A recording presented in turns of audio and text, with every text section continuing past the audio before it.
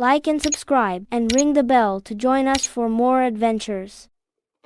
Timo walks through tall grass on a bright, sunny afternoon. The field is quiet, with only the sound of grass swaying in the breeze. The tall grass covers the ground, hiding small dips and uneven spots underneath. A helpful word becomes important in this moment. Vigilant. Vigilant means staying watchful and alert. Not paying attention could cause him to trip or fall. Timo slows down and carefully watches where he steps. He notices a hidden hole in the ground covered by grass.